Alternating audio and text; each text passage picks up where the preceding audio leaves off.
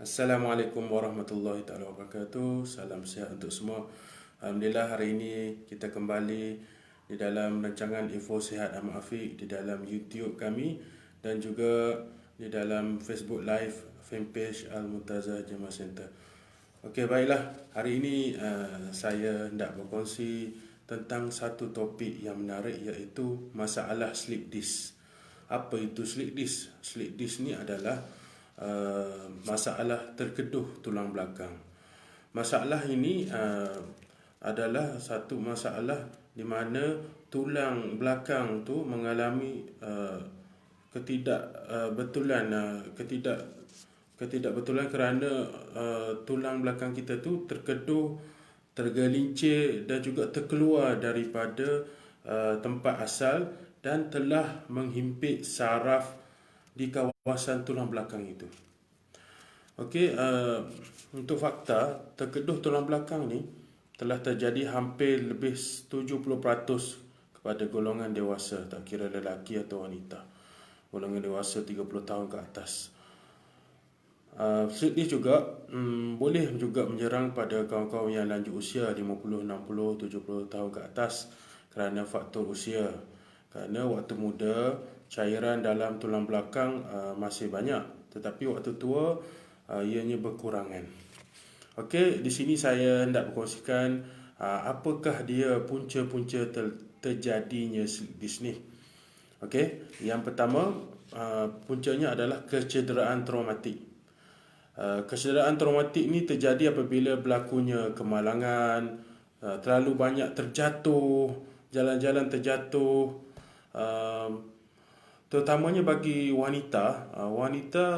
perempuan, apabila dia pernah terjatuh dalam bilik air ke, terjatuh apa ke, dia mudah terkena slip disc ni, kecederaan traumatik ni. Berbeza dengan lelaki. Lelaki kalau terjatuh sekali dua tak apa lagi, tapi kalau selalu jatuh pun sakit juga. Tapi wanita sangat sensitif. Tulang belakangnya apabila sekali jatuh tu, tak kira jatuh berat, jatuh ringan, jatuh banyak kali, boleh mengakibatkan slip disc. Satu lagi, apabila orang tu mengalami kemalangan jatuh motor, kemalangan aksiden kenderaan dan sebagainya pun besarlah kecederaannya di situ. Di mana apabila kecederaan ni terlalu kuat, tekanan saraf yang serius tu boleh mengakibatkan saraf menjadi lemah dan mengakibatkan seseorang tu tidak terasa untuk dia terkencing atau terberak. Dia tak terasa pun. Maknanya menunjukkan saraf dia terlalu lemah oleh kerana kecederaan traumatik tu. Okey, seterusnya faktor kedua kenapa boleh terjadinya slip disc ni. Yang kedua adalah mudah terjadi pada golongan ibu mengandung.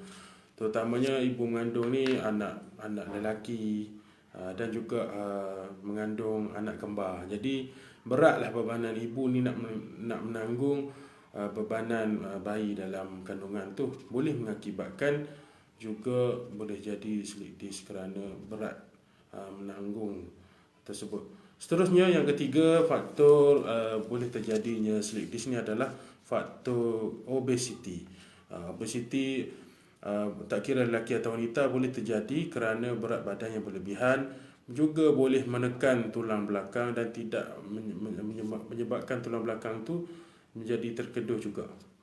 Okey, seterusnya yang keempat, faktor keempatnya adalah kurangnya pergerakan dan banyaknya duduk pun boleh terjadi juga, terutamanya bagi mereka yang kerja pejabat, duduk terlalu lama, dan juga mereka yang memandu jarak jauh seperti pemandu lori dan bas dan sebagainya, memandu lebih 6 jam 8 jam sehari pun boleh terkena slip disc ni.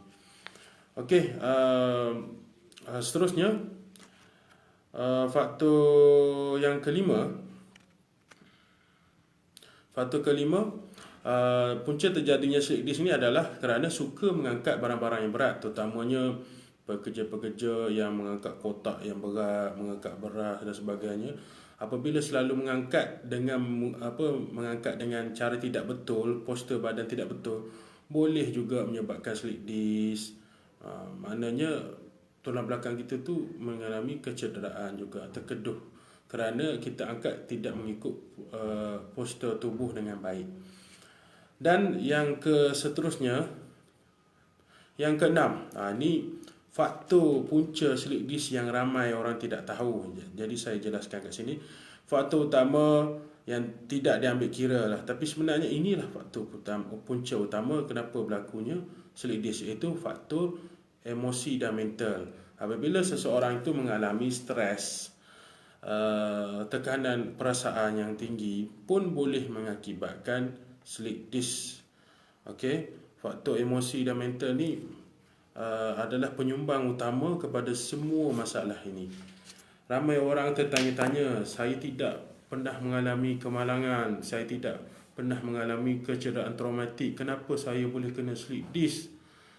Rupa-rupanya slip disc ni punca daripada fikiran dan perasaan. Apabila terlalu berat, ianya boleh pergi ke tulang belakang. Jadi macam mana kita nak combine, macam mana kita nak tahu, sedangkan kita tidak ada kecederaan tersebut, tapi kenapa boleh kena juga? Maknanya terlalu berat kita memikirkan satu perkara, terlalu berat bebanan yang kita menanggung, masalah yang ditanggung terlalu disimpan, lama-lama berat tu pun boleh terasa sampai tulang belakang tu boleh tak dapat menanggung, lalu terjadi slip disc. Jadi perkara itu juga yang ramai orang tidak tahu, tidak perasan.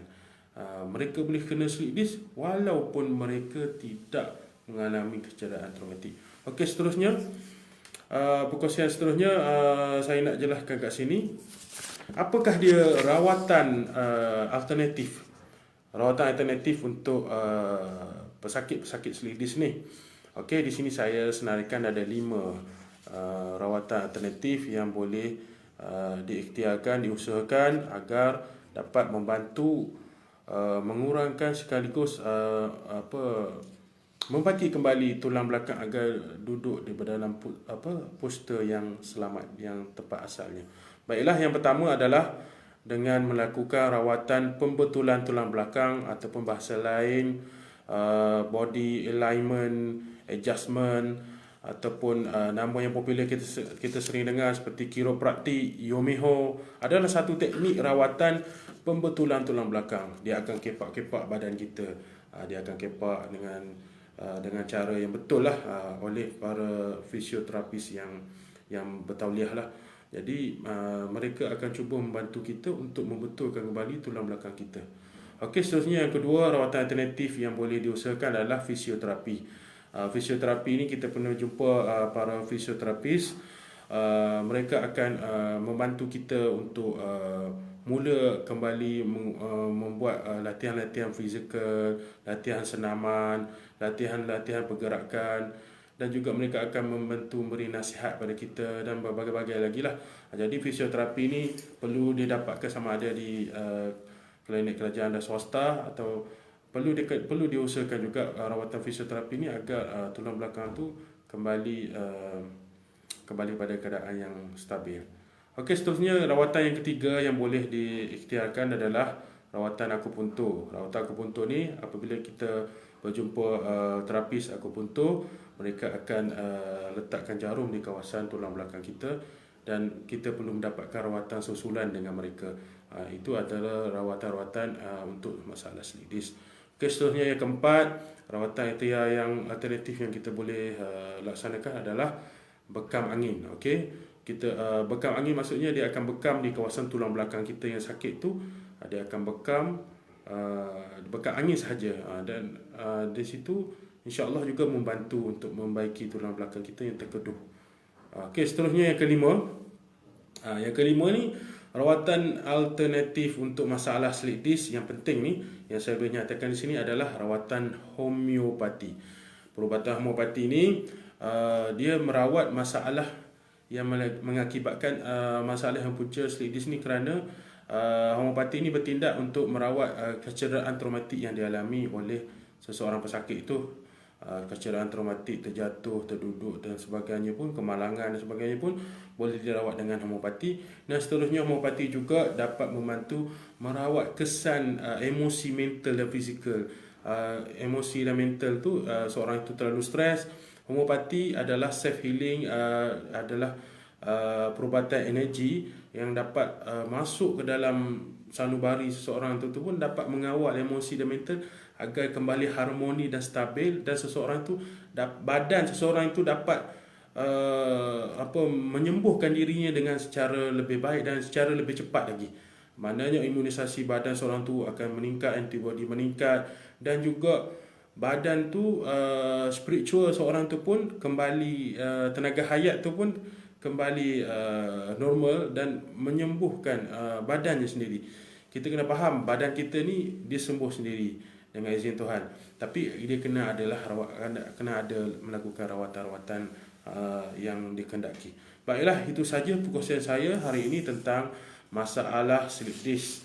Okey, itu saja perkongsian saya ini. Semoga kita dapat manfaat bersama dan dapat dikongsikan kepada kita semua agar kita semua dapat membantu semua orang yang telah mengalami masalah sakit slip disc ini.